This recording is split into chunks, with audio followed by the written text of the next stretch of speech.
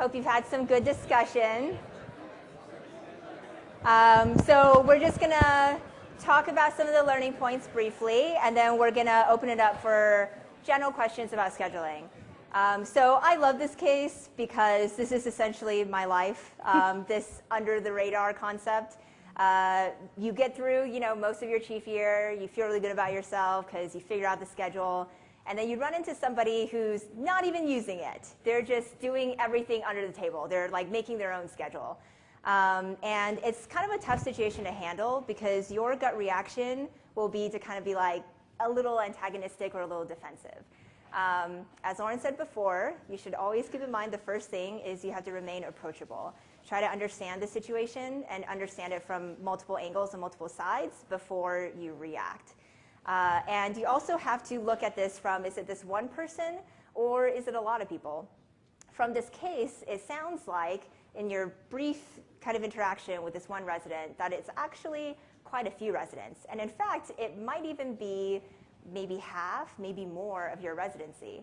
So at that point, you have to think to yourself, wow, like that's kind of a big problem. That's more of a systems issue, and maybe not about this one person at all. Maybe this one person is just doing what everyone else is doing and thinks that it's normal. So then at that point, you have to kind of check yourself and say, okay, now that I know that it's a big problem, what do I do? And your first step should be to talk to other people about it. So for this one resident, you can say, wow, I didn't realize that was going on. Help me to understand a little bit your situation and why this is happening. And then I will get back to you about what we can do. Go to your leadership, go to your co-residents, your co-chiefs, and talk it through and see if maybe there's a systems fix that can be done rather than the band-aiding, which is never a good solution for these types of problems. So what I mean by that is for this particular case, you can talk about should there be some sort of quality control process or some set rules for when trades happen?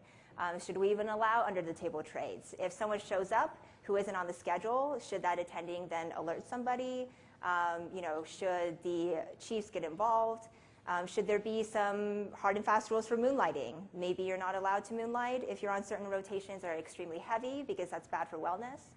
And kind of talk through these problems, set those expectations and boundaries, and then once you've figured it out with your leadership, you can go back to the whole residency with that explicit set of expectations and be like, these are the rules now. Come to me with questions, but this is going to be what we're going to do to keep things fair and to avoid these under-the-radar situations, which can frankly be quite dangerous, because you can imagine if someone's in charge of their own schedule and doing all of these under-table trades, there can be duty hour violations, there can be issues with wellness, all sorts of problems. The other point from this case is, as you can imagine, it would be pretty stressful to have this kind of conversation on shift. So you really want to avoid using the clinical space to talk about residency issues or scheduling issues. What would have been better in this situation would have been to say, wow, I didn't realize this was happening. Let's talk about it later. Let's meet up briefly after your shift, or let's find a time the next couple of days where we can sit down over a cup of coffee, tell me what's going on. Definitely during sign-out would not be the appropriate time because there's a lot of people and a lot of chaos. So that's something to avoid. Yeah, we had this happen a couple of times with people moonlighting and into their backup shifts, which would obviously be dangerous, right? If you just came off a moonlighting shift and now you have to work clinically if you get called in on sick call. And essentially, our rule kind of as co-chiefs was anytime anything like this happened, right? You put a ton of work into the schedule and someone just kind of throws it out the window, your first reaction is going to be to get upset. You're like, I just spent all these hours, I didn't see my family because I was working on the schedule and you don't even care about it. And I very much mirror what Jean said, which is take a step back, and then I'd go to my co-chiefs and they'd look at me and say, right, seek first to understand. So understand why that person is doing what they're doing before you just go off on them, especially not on a shift, right? Like that's the place for patient care. That is not the place to have this discussion.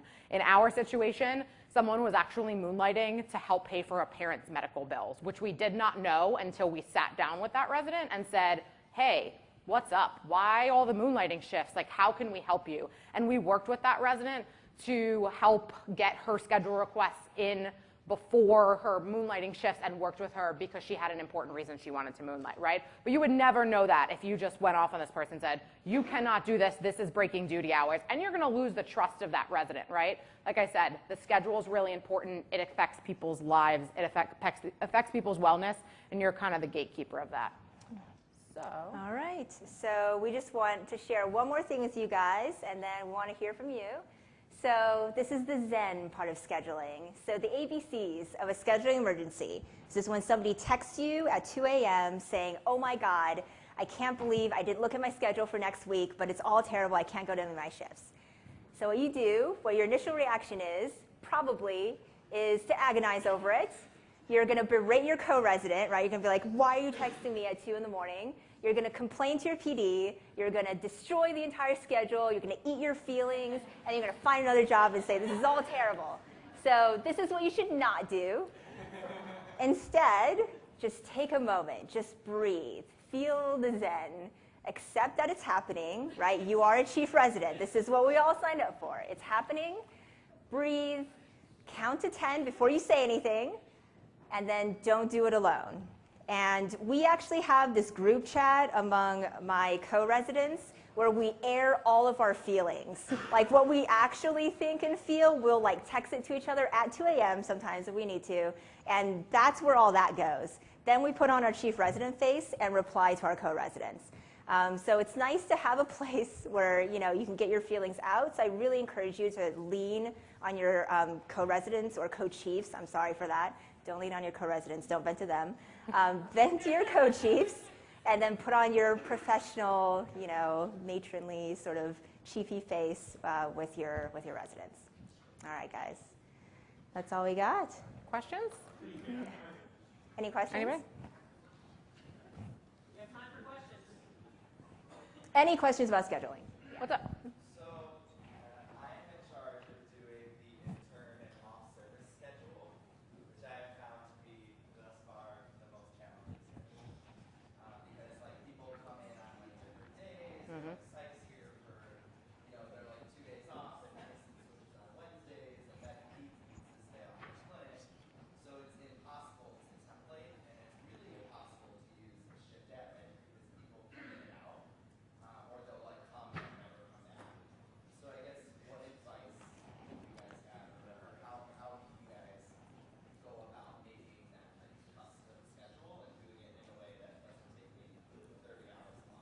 So we have very similar situations where people switch on different days, and we have shift admin. We create users for each one of those individual people and then just get rid of them when they're gone and set their dates in shift admin. That has worked really well for us as a residency. I don't know if you guys have access to shift admin, but if you're looking at some kind of scheduling software, you are capable of putting in a user just temporarily.